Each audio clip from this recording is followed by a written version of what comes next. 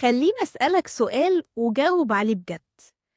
آخر مرة كنت قلقان من حاجة حصلت بجد ولا متخيل إنها ممكن تحصل؟ غالبا هي حاجة لسه ما حصلتش، بس دماغك شغلتها أكنها مسلسل 30 حلقة.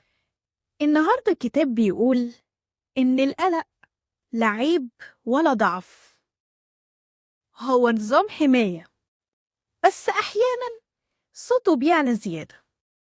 أهلا بيكم في حلقة جديدة من الكتاب بيقول، والنهاردة هنلخص كتاب أعتقد إنه هيكون مفيد للناس كلها، وهو Control Your Anxiety.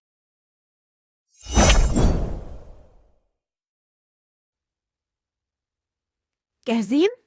يلا بينا.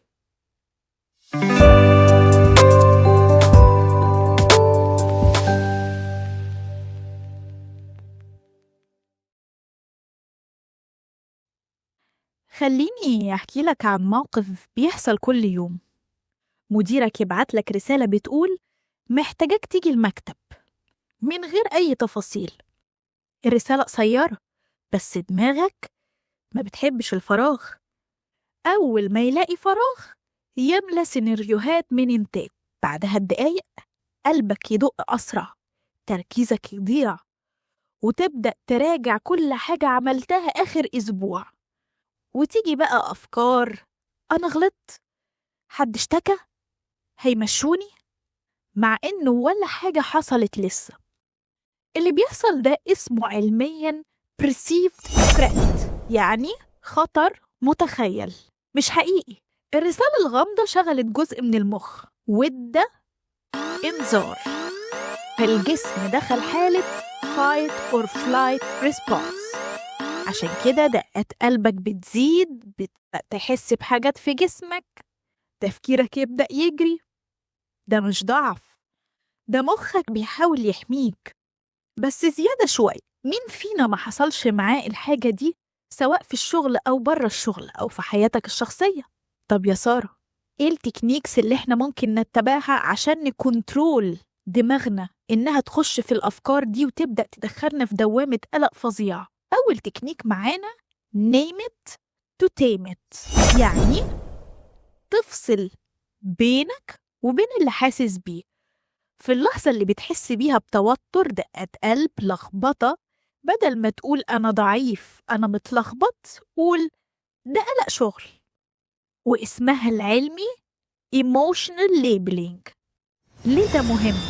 لأنك لما بتسمي الشعور اللي بتحس بيه في ساعتها، بتنقله من إنه يسوقك لإنه يقعد جنبك. لسه موجود، بس ما بقاش هو اللي ماسك الديركسيون. وده ينفع في الشغل وينفع في أي موقف قلق في حياتك. التكنيك التاني فيسيولوجي فيرست. بعد ما سميت القلق، ما تدخلش تناقش أفكارك على طول. ليه؟ لأن أصلا دماغك مش سامعاك، جسمك لسه في وضع الخطر. اعمل حاجة بسيطة، اظبط التنفس بتاعك، شهيق في 4 ثواني، زفير في 6 ثواني، لمدة دقيقة أو 2. ده بيظبط النيرفس سيستم عندك. يعني تقول لجسمك مفيش خطر دلوقتي. أول ما الجسم يهدى، التفكير أوتوماتيك هيبدأ يهدى. التكنيك الثالث thought fact.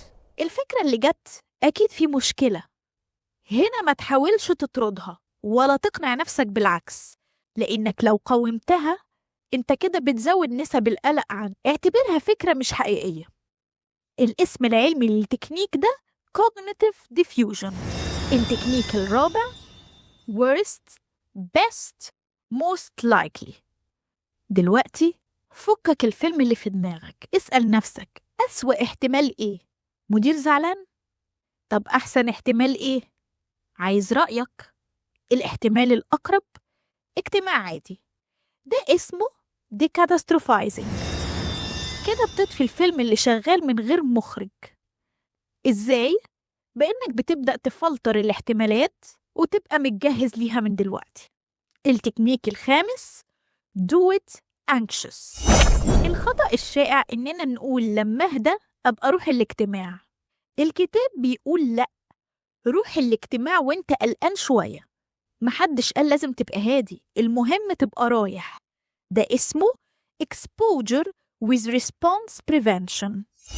كل مرة تعمل الحاجة من غير ما تهرب المخ يتعلم مش كل قلق خطر. التكنيك السادس stop reassurance seeking.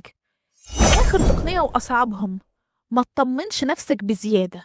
يعني لما يحصل حاجة زي كده على المثال اللي احنا قلناه قبل كده، ما ترجعش لكل إيميل قديم، ما تسألش كل زميل عشان تحاول تعرف هو المدير عايزك في إيه، ما تدورش على أي ضمانات، لأن غالبا بعد ما تسأل 5 أسئلة هتحب تسأل السادس، وده هيزود القلق عندك.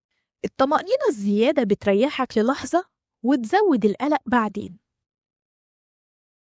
والأخيرا واللي عايزة أقوله إن التقنيات اللي احنا اتكلمنا عنها النهاردة دي مش للشغل بس، دي تنفع لرسالة متأخرة، مكالمة غامضة، انتظار رد، قرار مهم، أو أي موقف فيه عدم يقين بينمي عندك القلق.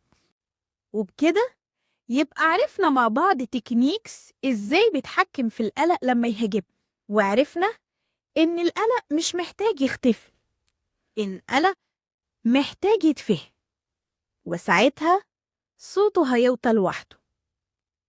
كده نبقى خلصنا النهاردة، ونشوفكم المرة الجاية في حلقة جديدة وملخص لكتاب جديد.